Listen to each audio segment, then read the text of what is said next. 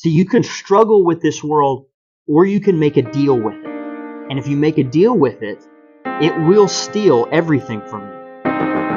The Bible tells us that God gives us a way of escape when temptation comes. But what is that way of escape? It's Jesus.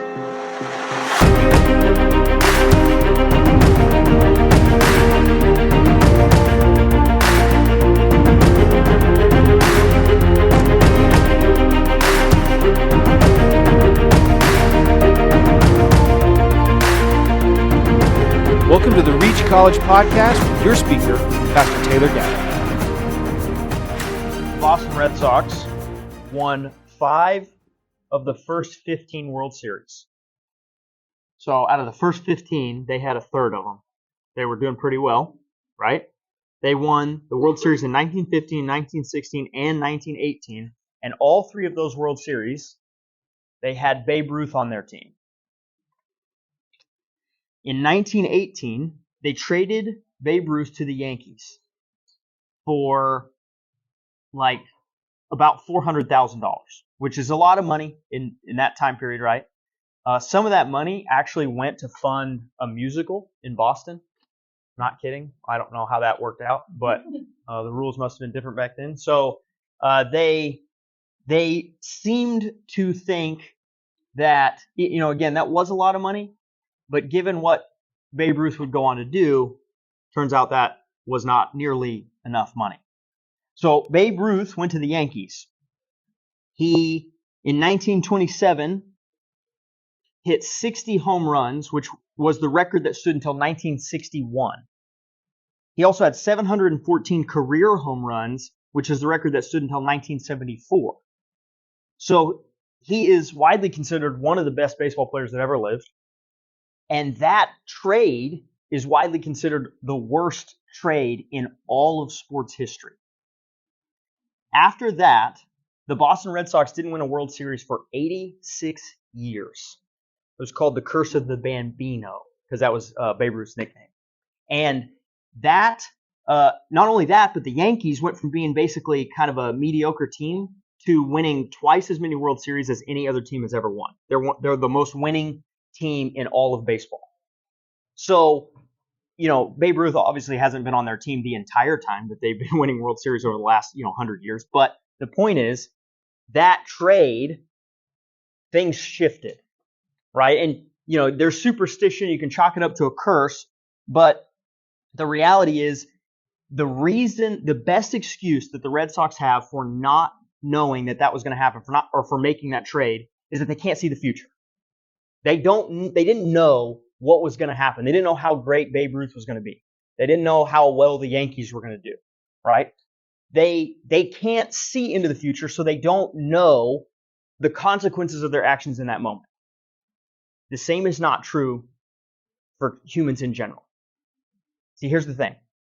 Everybody in all of human history has been told how the story ends. So when you make decisions, and you make bad trades where you are giving up your future, your eternity, or your later for your immediate gratification, you don't have the same excuse as the Boston Red Sox. You actually can see the future. You actually do know how this is going to work. Not only that, but I want to make this clear. You can even make this argument. It's not even just that we have the full Word of God and we have the book of Revelation. God, as early as chapter 3 of Genesis, says this is how it's going to end.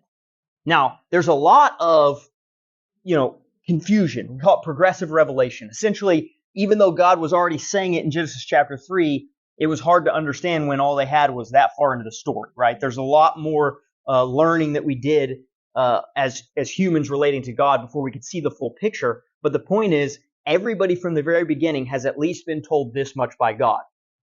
I win. I'm right. You're wrong. Follow me. Right? God has always been delivering that message. And because we've always had at least that much, we've never had the excuse that we didn't know how this was going to go. And God has been proving that He was going to finish it the way He said He would throughout all of human history. As a matter of fact, part of the credibility of God in your life is that you have a book filled with all of the times he came through. Like 100% success rate, right? And so the only things that God hasn't come through on yet, they are still in the future to happen, right? So that's why we haven't seen them yet. We are in a series called the March of Redemption. And in the March of Redemption, we are looking at how God made this promise that he was going to move redemption forward and he was going to find a way to make right what we had broken, right? And so from the very beginning, God says, I had a plan, and this is now my plan to restore that. I'm going to restore the relationship we had with each other. Adam and Eve were the first people to ever make that trade of what God had, all of God had for them, for right here, right now. They were the first people to ever make that trade, right? And then ever since then, we all do it. That's what sin is. It's not trusting God when he says, I've got plans, and it's saying, well, but I want to take this thing right here, right now. That's what I want. And so in the March of Redemption, we are watching as God, in spite of our constantly making that mistake, constantly making that trade for the right here, right now, and he continues to say, no, I've got a plan, and I'm going to move it forward in spite of all the odds, overcome everything.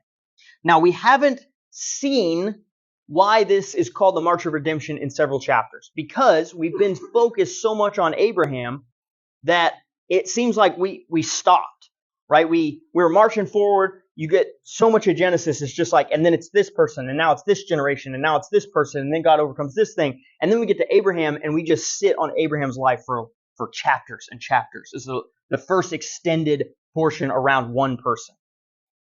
Well, today, we're finally going to see it really move. Because at the beginning of today's passage, Abraham is going to die, and God is going to have to show that he is fulfilling his promise to move redemption to the next generation, to Isaac. Right? It took us a long time just to see Isaac actually show up. God kept saying, I'm going to do it. I'm going to do it. I'm going to do it. And then when it seemed like it was completely too late, when it basically could only be a divine act, Isaac shows up. And now, today, we're going to see the transition from Abraham to Isaac. We're going to see the promise taken forward. Now, chapter 25, it appears to be disjointed. If you're just reading through in your quiet time, first of all, you're automatically going to zone out in the first two sections because they're genealogies, and that's what we always do when we read genealogies, right? And so I would encourage you to go back and listen to the early portions of the sermon series on Genesis, because we went through a couple genealogies, and I showed you how much is packed into genealogies. They're not just wasted space. They serve multiple purposes, right? Because that's how deep God's word is, right? Even the parts that we perceive as boring, it's really just because we don't understand all of what's being said.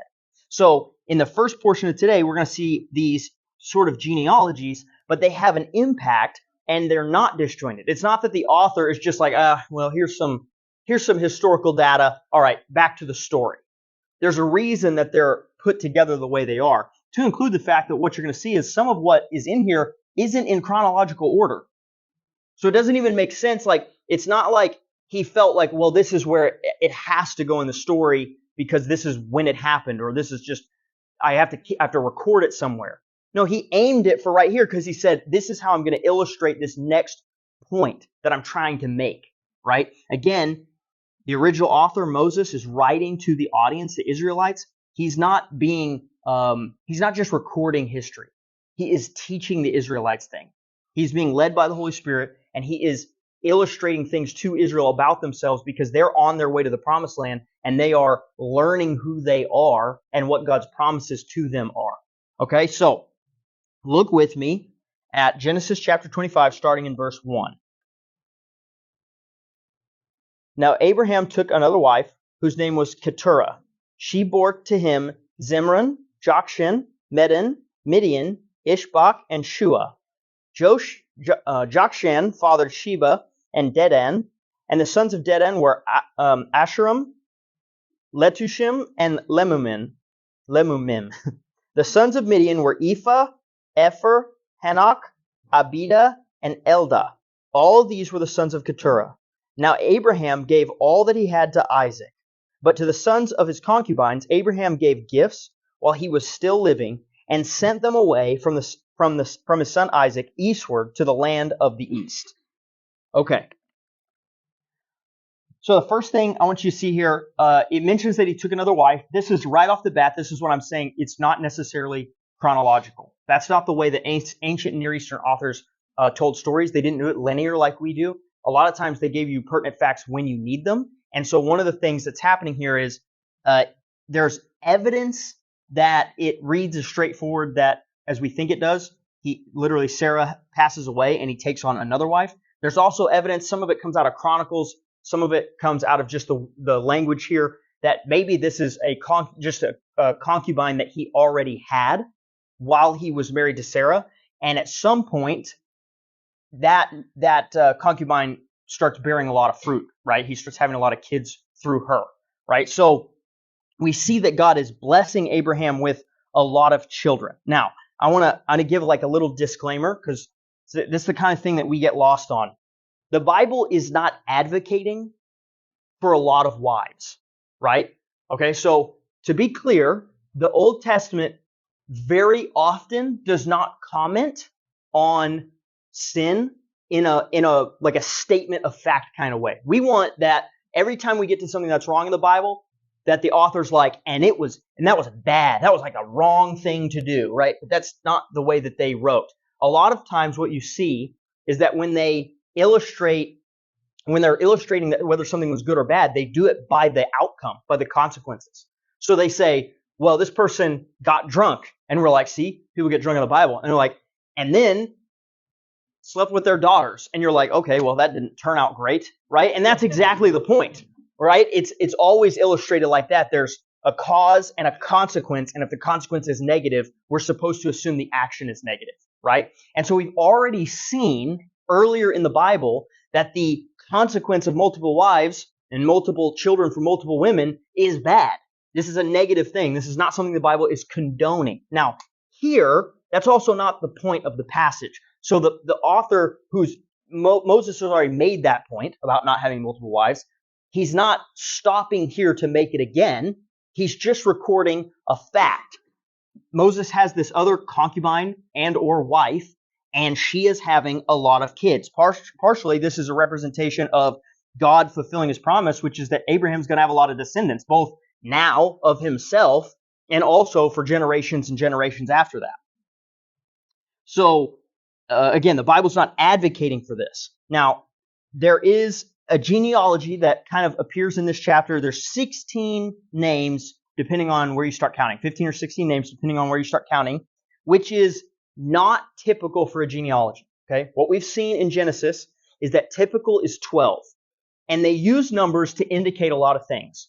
So 12 is essentially a number that would represent a completed nation, a whole group. And again, why is that? Because the current audience is walking around in 12 tribes that is one nation. So very often the authors are going to give us 12 names to say, here's another nation, just like you guys, another group of people. Now, in this case, we have 16 names, because that, again, is not the point of this portion. This genealogy has a specific point, that everything was given to Isaac. Even though Abraham has all of these other children, all of these other sons, everything is given to Isaac. Now, it has this disclaimer that while Abraham was alive, he took care of his kids, right? He wasn't a deadbeat dad. But when he passed away, all of his inheritance and the blessings that go with them moved from him to Isaac, right? Now, the point of this is the same as we've seen in Abraham's life and in what will eventually be illustrated by Jesus himself. Abraham has been the vehicle for God's blessing in his life. And the only way to be in the blessing of God is to be around Abraham, to be following Abraham, right? And then now that's going to shift over to Isaac. Isaac is now the source of God's blessing. And if you want God's blessing, you have to forfeit your life and go follow Isaac. Go be around Isaac, right? Someday, the point is going to be that you have to forfeit your life and all the blessings and all the things that you want, and you're going to have to follow Jesus. we're being shown that God's inheritance, is his blessing, is going to be given to his one and only true Son, the Son that is redemption. We are invited to be co-heirs in the inheritance of Christ. You don't get anything. You only get what you get because you are partaking in what Christ is getting. That's the whole point. And so Isaac in this moment, he is the one receiving, becoming the heir of everything that Abraham has. The current audience, again, Israel, they're hearing this over and over again. And what are they hearing? At this point, Israel is the vehicle for salvation to the world. It's being emphasized to them, hey, the whole of humanity is supposed to look at you and see that you serve the one true God. They're supposed to see God in you, just like you could look at Isaac, just like you could look at Abraham and see the one true God by the way they live. And so they are being encouraged to live up to this example of holiness, of walking with God that Abraham has set his entire life. And then the last thing I want you to see in that portion is it says that he sent all his other sons eastward to the land that is in the east. And if you don't remember this, from the very earliest chapters of Genesis, east is the direction of going away from God. Sometimes it references east, and it's specifically they went and lived in the east, the cardinal direction of east. They went to the east. Most of the time, it's a figure of speech. That means they traveled away and they went away from God.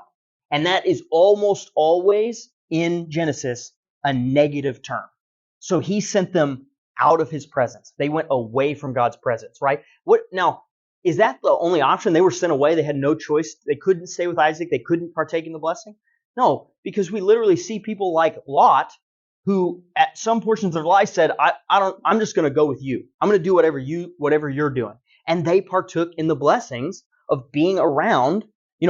Lot's life was saved because he belonged to Abraham, right? And so the same thing could happen here, but that's not what happens. Instead, they disperse. They go out of the presence of Isaac, and Isaac inherits everything.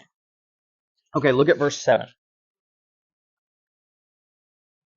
These are all the years of Abraham's life that he lived, 175 years. Abraham breathed his last and died at a good old age, an old man and satisfied with life. And he was gathered to his people. Then his sons Isaac and Ishmael buried him in the cave of Machpelah in the field of Ephron, the son of Zohar the Hittite, facing Mamre, the field which Abraham purchased with his son from the sons of Heth. There Abraham was buried with his wife Sarah. It came about after the death of Abraham that God blessed his son Isaac, and he lived by Beer Lahi Roy. Okay. So we're given 3 statements with also like a bonus clarifier about Abraham's life here. One of the statements is he lived long, right? That's a sign of blessing, right? Especially in this time period that he lived long, and he lived really long, right? People are not like already by now in the world, people are living to be 100, maybe, okay? And Abraham lives to be 175. So he is crazy old, even for their standards, okay?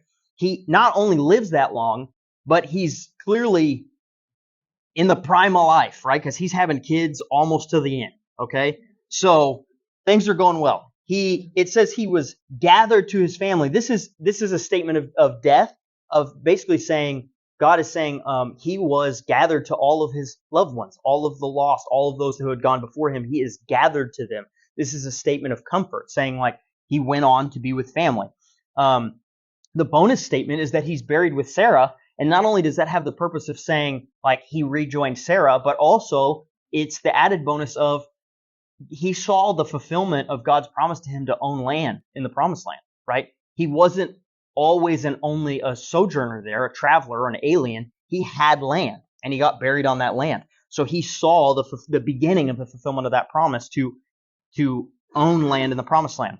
And then the last statement is the biggest one, really, and it's big because it's one of the ones that's only used here on Abraham. It says he was satisfied. Think about that for a second. It says that he was actually satisfied with his life.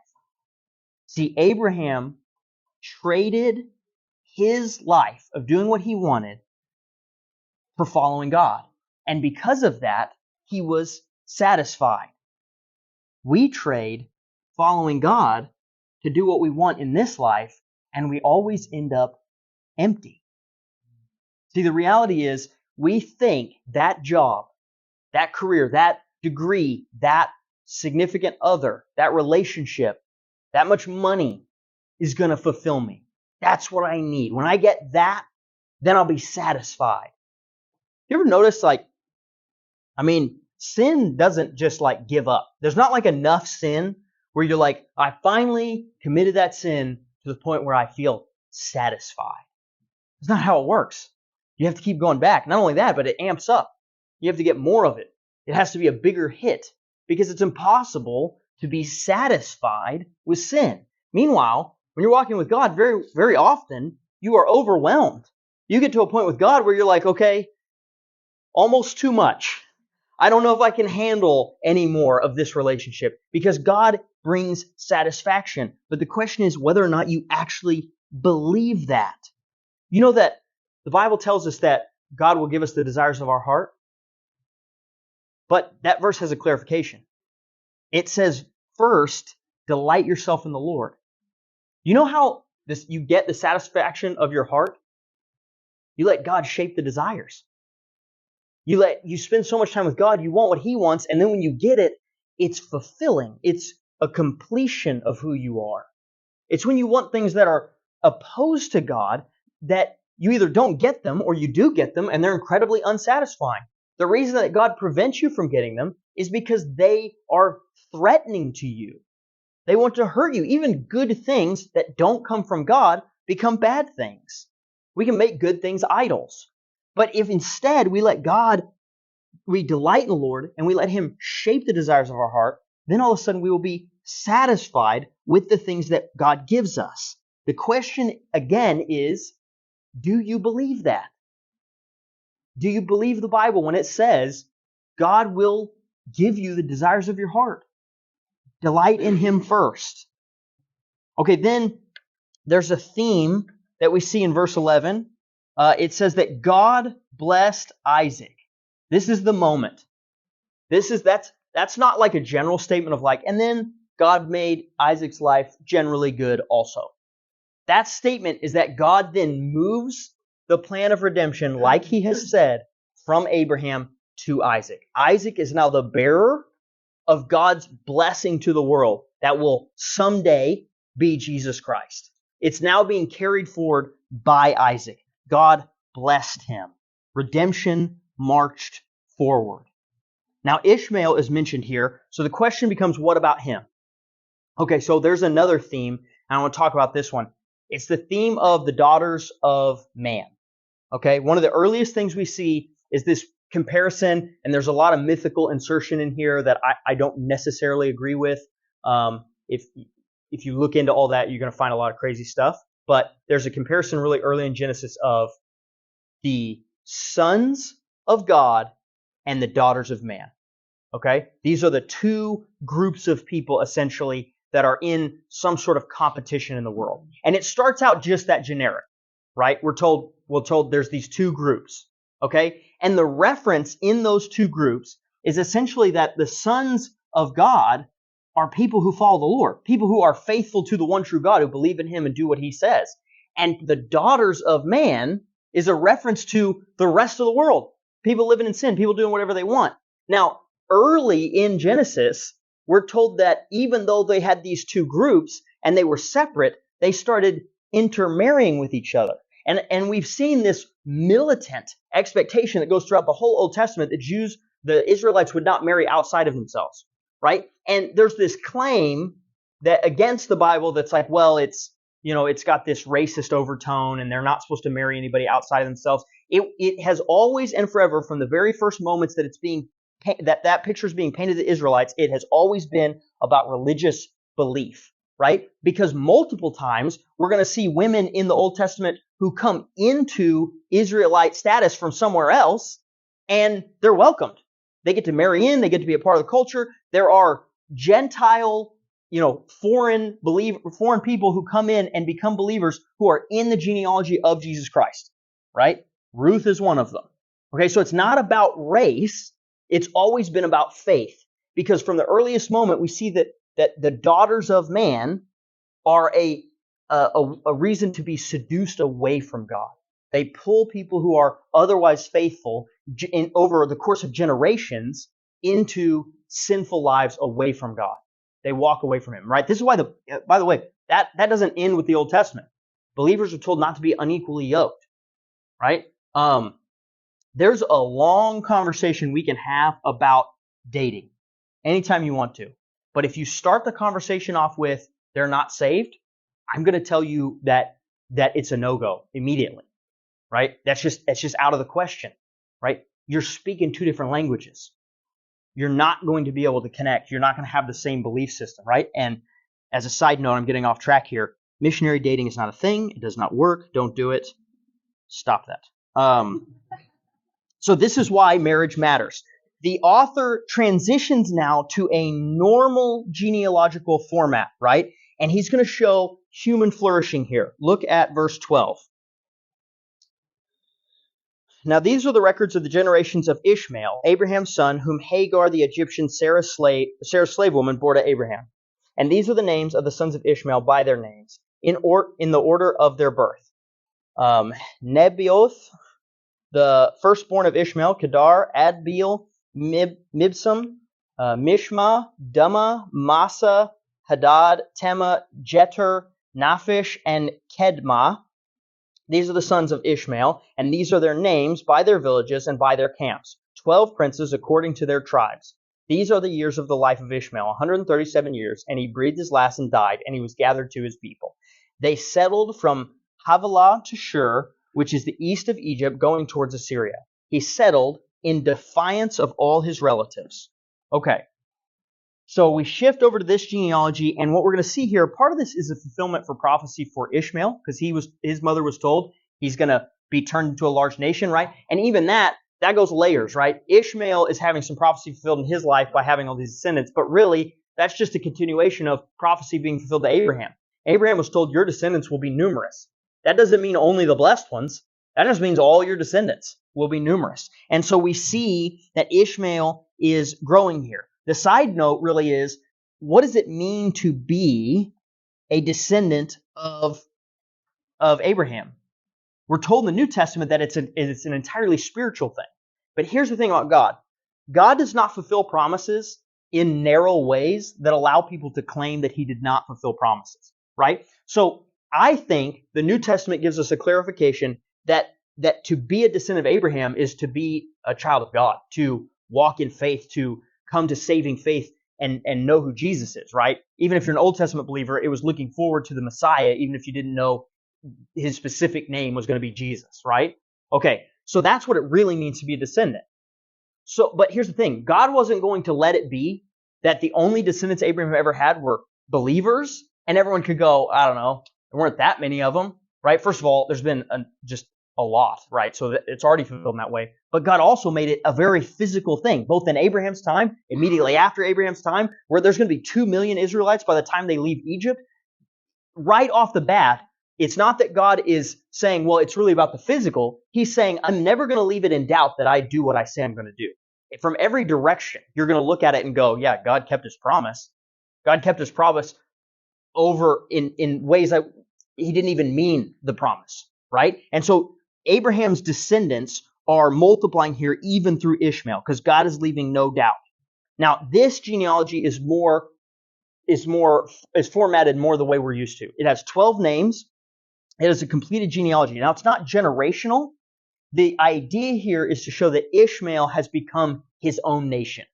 He's had 12 sons, and now they are their own tribes, their own nations. The Israelites would have known who all of these nations were. A lot of these nations, both in the first genealogy and the second one, they've been lost to the pages of history, right? We don't even know, but we can't identify some of them. The Israelites would have known every single one of these tribes. They would have been familiar with who we were talking about, right? And again, this is going to bolster the claim of the Israelites, like, it's just us. Like, all these other people are technically descendants of Abraham, but we are the ones carrying forward the blessing. We're the ones that come from Isaac. We're the ones that then come from Jacob. We're the ones that then come from Jacob's 12 sons, right? So all of this is to bolster their claim to be God's chosen people. So we see that Ishmael's his own nation, that he's not sharing anything with Isaac. And verse 18 is a little weird. It's at the end of verse 18, it says he settled in defiance of all of his relatives. Even this is a partial completion of prophecy, because we see in 16 verse 12, talking about Ishmael, it says, but he will be a wild donkey of a man. His hand will be against everyone, and everyone's hand will be against him, and he will live in defiance of all of his brothers. So this is partially a personal completion of who Ishmael is. He has lived this life. He has been this person. But it also goes to the character trait of his nation, of his descendants. Here's the reality. The nation of Israel was called to be a nation that not only depended on God, but loved others.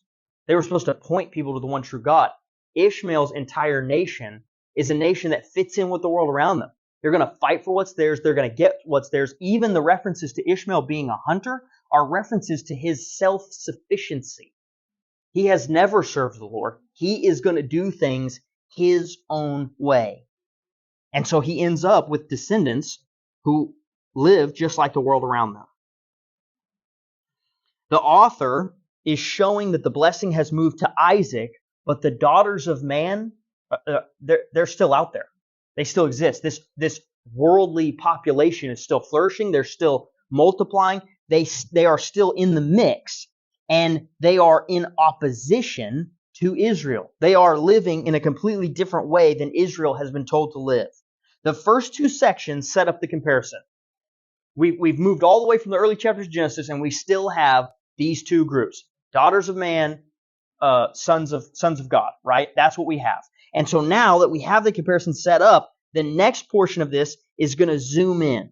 So we're going to see how this kind of plays out in individual lives, not just in the lives of whole nations. Look at verse 19. Now these are the records of the generations of Isaac, Abraham's son. Abraham fathered Isaac, and Isaac was 40 years old when he took Rebekah, the daughter of Bethuel, the Aramean of Padan Aram, the sister of Laban, the Aramean, to be his wife. Isaac prayed to the Lord on behalf of his wife because she was unable to have children, and the Lord answered him, and his wife Rebekah conceived. But the children struggled together within her, and she said, "If it is so, why am I in this condition?" So she went to inquire of the Lord. And the Lord said to her, "Two nations are in your womb, and two peoples will be separated from your body, and one people will be stronger than the other, and the older will serve the younger." When her days leading to the delivery were at an end, behold, there were twins in her womb. Now the first came out red all over like a hairy garment, and they named him Esau. Afterward, his brother came out, his hand holding on to Esau's heel, so he was named Jacob. And Isaac was 60 years old when she gave birth to them. Okay. So first of all, I just want to, as a note, mention that Isaac prayed for his wife for 20 years. When was the last time you prayed to God for anything longer than a month? Some of us can't even admit we prayed for anything longer than a week, right? He prayed for 20 years without giving up, right? I gotta tell this because it's stuck in my head. I heard this story from this guy at a men's event. His testimony was that he got saved in prison from a letter he was sent from just a believer who sent letters to prisoners, and would pen pal them. And he had been writing letters back and forth, and eventually this guy through letters led him to the Lord.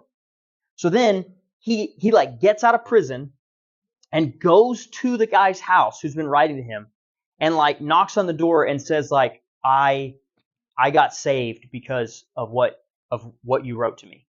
And the guy immediately is floored, right? And he says, "I've been doing this for 14 years.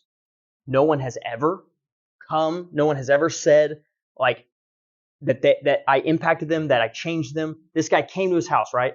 And I just want you to think about this for a second. The guy who got saved said, what if he had given up at 13 years? What if he had given up at 2 years? I'm going to be honest with you. I don't know if I'm writing letters for 2 years to people with no fruit and just sticking with it. But this guy felt called to a ministry, and he just kept doing it. And honestly, if he wrote letters for 14 years and one guy got saved, that's worth it. That's eternity, right? And it's like, I can't be bothered to pray for something for a week without just giving up on it, being like, I guess that's not what God wants. He prays for 20 years. Then Rebecca can actually feel the babies fighting inside of her. And I want you to understand the language here is actually really harsh. It is the same language that you would use to describe a fist fight, right? So like that is the actual Hebrew going on there. She feels like the babies are at war inside of her. And she says, something's wrong. I thought this was a blessing. This does not feel like a blessing, right? And so then in that moment, as she is dealing with this, I want you to see that verse 23 is actually the center of it's a miniature chiasm right here. And 23 is the centerpiece, so it's the focus. It's when God speaks. And God essentially tells her, I have a plan. I'm working things out. Like even though you're in the middle of what is a miserable situation for you, I'm working something out that's going to be according to my purposes, right? They didn't have ultrasounds back then. She doesn't know she's having twins, right? So God comes in and says, there are 2 nations inside of you. It's like, what? So she is being comforted by God that he is working through this situation. Here's the deal. God does not let his plan be co-opted. It's not merit-based. It's not human intervention. God makes sure that every part of his plan is so miraculous that it can only point back to him. So look at this. First of all, I want you to see the wordplay going on here. Esau is a wordplay on the word hairy. So him coming out and they're saying he's covered in hair, that's also a wordplay on the name Esau. It's why he's named Esau. It's also a wordplay with the name Edom. And the name Edom is also a wordplay with the word red, right? So this is almost like a Hebrew tongue twister, right? We're going to use several words about Esau that all are similar, like 1 or 2 syllables or letters off, right? And so all of this all means one thing.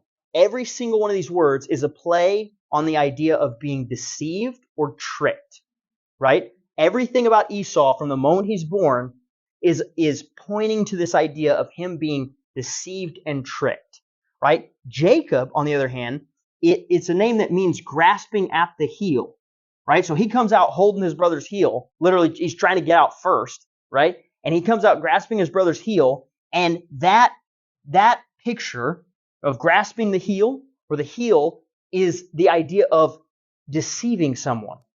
It's an indicator of being a trickster, right? Being deceitful. So right from the very beginning, the stage is being set, right? Even the term grasping at the heel, it means to trap, right? To trip up, okay? So everything's being set because what we're going to see, right, is that Jacob is going to trick Esau, right? And we're being foreshadowed that in about the most clever way, Moses can write it if you spoke Hebrew, right? So it's kind of lost on us. But all of those words, they mean the same thing. So I want you to see the theme. You have Cain and Abel. Cain's older. According to us, Cain is the guy. He's supposed to be the one who inherits everything. Except he doesn't, right? His sacrifice is not accepted. His attitude is not right. His heart and his faith are not right. So instead, Abel is accepted. So then Cain kills Abel. And then Cain is cast out. He goes east. And then you have Seth. And now Seth is the one. Seth is actually where the line of the sons of God comes from, right? And Seth is the younger brother, and yet he's the one that inherits the blessing. Then you have Isaac and Ishmael. Ishmael's the firstborn. Ishmael is technically the older son, except that was a man-made plan, and God doesn't bless it. And he says, no, I'm going to give you a son through Sarah when she's way too old to have a kid, and everyone's going to know that I did it, and he's going to be the one that is blessed that I choose. Later, we're going to get to Joseph, and Joseph is then going to be the one who saves everybody, right? And he's the youngest of 12, right? He is the last son, and yet he is the one that's selected. And the best example of this, we're told in the New Testament that we have Adam. And Adam fails. Adam is tricked and deceived, trapped. And then we're told in the New Testament we have a second Adam. We have Jesus Christ. And he comes in and he does it right, and he's blessed, and he's the one that carries redemption forward. See, the theme all the way from the beginning is God saying, I'm not doing it the way that you would do it.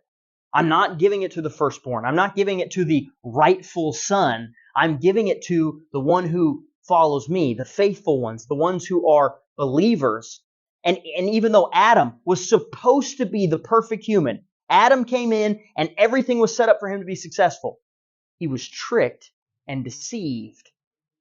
And then Jesus comes in as the second Adam and does it right. Now, at first, that analogy starts to break down a little bit because you're like, okay, it doesn't, like Jacob's deceiving Esau, does that mean like Jesus was deceiving Adam, right? So, okay, hold on. Bear with me. Jesus is not deceiving or tricking Adam. Jacob is a type of Jesus, but Jacob is a very different type of Jesus than Abraham. Abraham is a exemplary type, right? He shows us who Jesus is going to be in some ways. Isaac does that too. Jacob does not. Jacob is a failure of a type. He basically is the one we look at and we go, it's a good thing that Jesus is so much better than Jacob. Now every type falls short, but Jacob's like an anti-type almost. He's like a negative picture of who Jesus is going to be, right? And yet he still shows us something. So Jacob really, even more than being a type of Christ, is a type of Israel. Think about that for a second. Jacob's name at some point is going to get changed to Israel. That's what his name is going to be. It's almost like God's like screaming at the nation of Israel, like, this guy is the one who looks like you. You look like Jacob, right? And why is that? Because Israel never really lives up to who Abraham set the example to be. Abraham and Isaac, they set this great example for walking by faith. Not that they were perfect. They failed plenty. But they set such a good example for walking by faith, and Israel never could accomplish it. They looked like Jacob, who pretty much sucks at his entire life. Okay, and so in the meantime, as they are looking more like Jacob, and Jacob's looking more like Israel, what is Jesus? Jesus is the perfect Israelite. He's the only one. Not only does he live up to the example of Abraham and Isaac, he surpasses it, right? And so Jesus is the second Adam in a way that Jacob is really this picture of how Israel falls short of being that second Adam, of being who they're supposed to be. Esau is like Adam in that they were both tricked.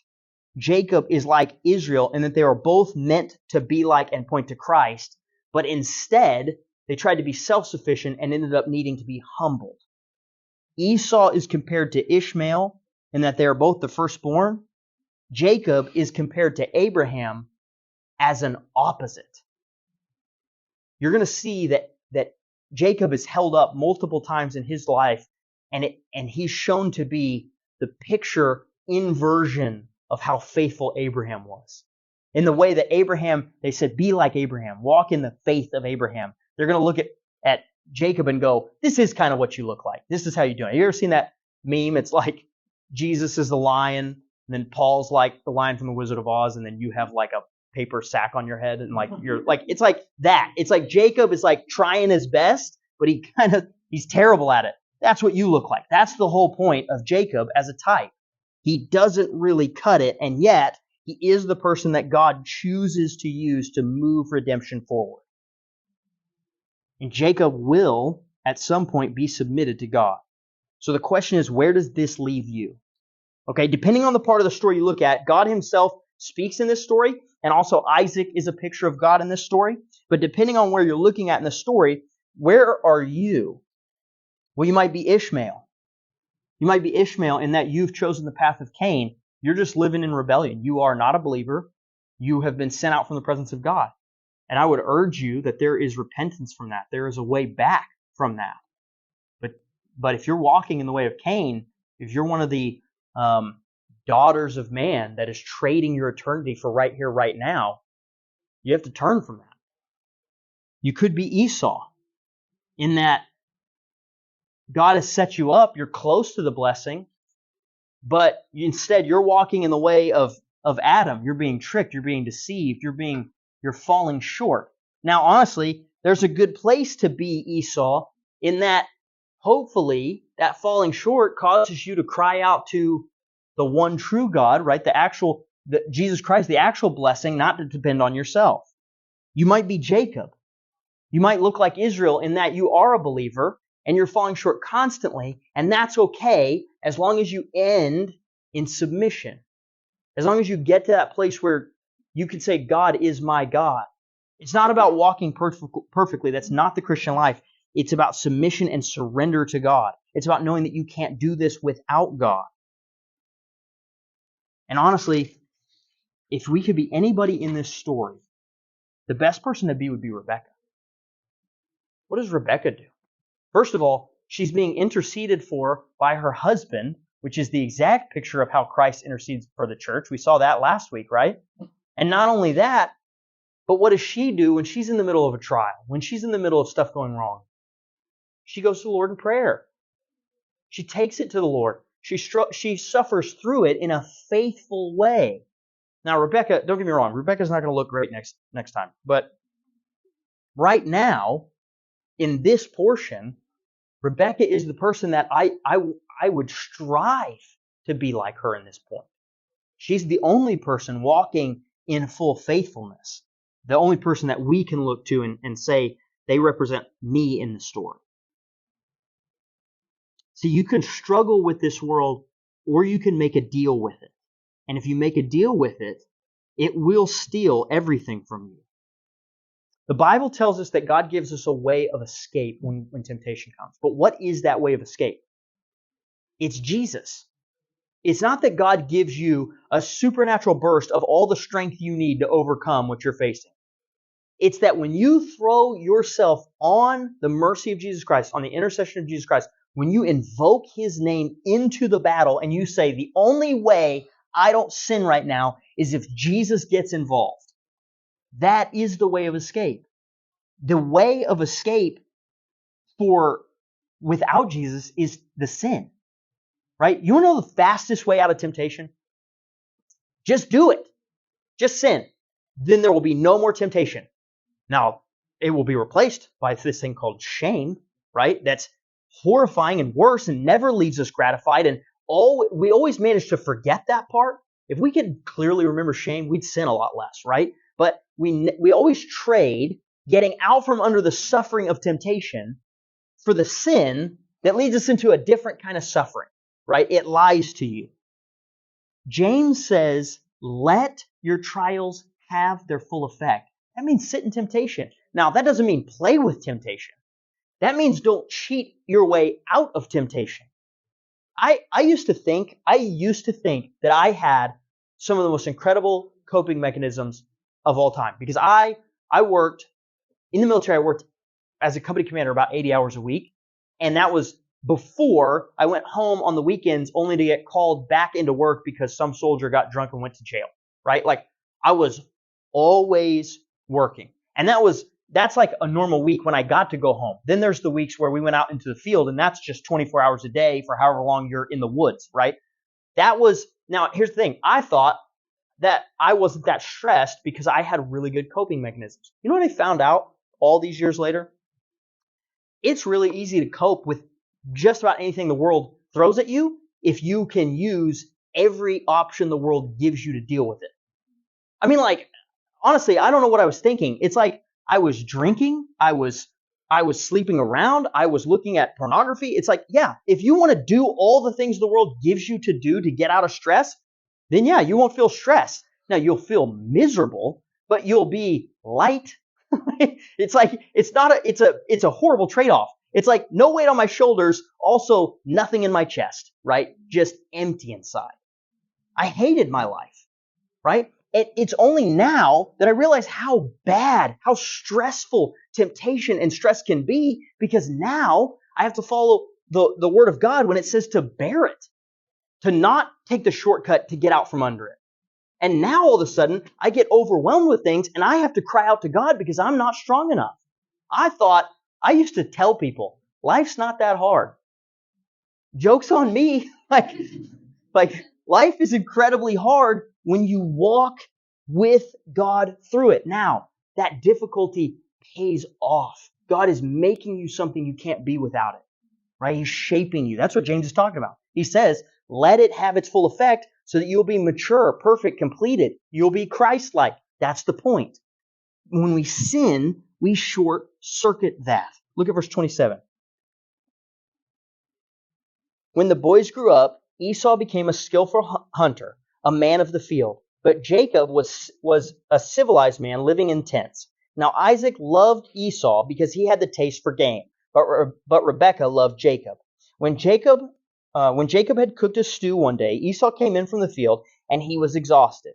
And Esau said to Jacob, "Please let me have a mouthful of that red stuff there, for I am exhausted." Therefore he was called Edom by name. But Jacob said, "First, sell me your birthright." Okay, so we see that Esau is a hunter just like Ishmael, right? He's self-sufficient. He's a man's man. He's going to do it his own way. And it looks like he was Dad's favorite. I mean, honestly, like, probably Dad's favorite because he brought him steaks and deer meat, and they talked about man stuff like hunting, right? Like, Isaac's in the kitchen cooking with Mom, right? So there's a little bit of a trade-off there. But this actually isn't painting Esau in a good light. This is making Esau look like a dumb, just jock, has nothing going for him except that he's like the tough guy, right? That's really what Esau is doing here. And Esau is apparently not even a good hunter, right? So he comes back in one day and he has nothing to show for how exhausted he is. And the language here, again, this is not just like he's a little thirsty or he's a little tired. The language here is to express that he is on the verge of total collapse. Like, he is not functioning, right? He needs some food. And so in this moment, Isaac is going to do the exact opposite of what Israel has been told to do over and over and over again. Remember, the current audience has been told over and over and over again, you're a nation of brothers. You're a nation of priests. You're a nation that's holy. You're supposed to love one another. You're supposed to point to God. And in this moment, Isaac looks at his actual literal brother in the face who's in a crisis and is like, all right, $5. And then I'll give, right? Like, he scams him. He's waiting for this moment so that he can get something from him. Now, it's worth more than $5, but it doesn't appear to be worth more than $5 to Esau. Esau is in bad shape, and he is going to lose focus on what God has promised, should be his by right, and instead he's going to be manipulated by his immediate circumstances. That's literally what sin and temptation are. You being manipulated by your immediate circumstances to ignore God's covenant promises to you, that you're his child, that he loves you, that he's going to take care of you. This is exactly, by the way, what Jesus doesn't fall for. Jesus is starving in the desert, fasting for a long period of time. He's in the exact situation that Esau's in, and the devil shows up and says, I'll give you something right now. You just got to give me something too. And he doesn't take the bait. He perfectly handles the situation that right now Esau falls for. Look at verse 32. Esau said, "Look, I am about to die. So of what use then is a birthright to me?" He says, I'm about to die. What good is my birthright? I want you to see the importance of this phrase. Essentially, he says, I'm going to trade my eternal rights for my temporal existence. This is exactly why martyrdom has such an impact on the world around us. Because martyrdom is when a believer looks death in the face and says, I am not trading my eternity so that I can live a little bit longer now. That is the point. And Esau in this moment, he has no concept of God's promises mattering, being eternal, having any significance to him. He just wants what he wants right now. Eve does this when she takes the fruit. This is why the Bible says we don't live on bread alone. This is at least the second one, just off the top of my head, where somebody is deceived away from what God wants for them merely by food. Right? That's why fasting was a thing in the Old Testament, because it was an acknowledgement that there's something more important than eating food. It is consuming God. We're told to focus on the unseen instead of the seen. And in these moments, people are trading the unseen for what's right in front of their face. Quit making deals with Satan that are attacking your eternity. Quit giving up the then for the now. See, if you're a believer, the battle between sin and not sin is the battle between usefulness and rewards. God wants to love on you, and He's not going to do that while you're living in sin. You're stealing from even yourself. And if you're not a believer, then the battle between sin and not sin is the battle over going to heaven or not. You are quite literally trading your eternity for right here, right now. And it's not going to be a good trade. Look at verse 33. And Jacob said, "First, swear to me." So he swore an oath to him and sold his birthright to Jacob. Then Jacob gave Esau bread and lentil stew, and he ate and drank and got up and went on his way. So Esau despised his birthright. He gave up his birthright, and he doesn't even flinch. He just goes on about his day like nothing even matters. It says he despised his birthright. See, Adam despised his birthright. Adam and Eve had the birthright of walking with God, of being connected to Him by His very image in who they were, and they despised it. That doesn't mean they had an animosity feeling toward it. They were angry about it, right? That means that they preferred something else. They sent away the right they had to be with God so they could have something temporary that lied to them. See, Jesus actively didn't despise his birthright. And now he is the heir of all things. He's been given all authority, all dominion. He has the power over all creation. And here's the best part. You get to be a co-heir in that. See, your birthright is gone, right? That went away with Adam and Eve. But you've been invited to partake in the birthright of Jesus Christ. You just have to stop selling it for right here, right now. This is why the Bible tells us we're storing up treasures for ourselves in heaven. But, prosperity gospel, the thing that I just always want to ask the question is, when do you want your reward? Do you want it right here, right now? Because it's going to burn up. Or do you want it for all of eternity? Because I don't want to make that trade. That doesn't mean that God's never going to give you anything good on this earth. That means that's not the point. That's not what you're pursuing. Don't trade your eternity for lentil stew, which I think is nasty anyways.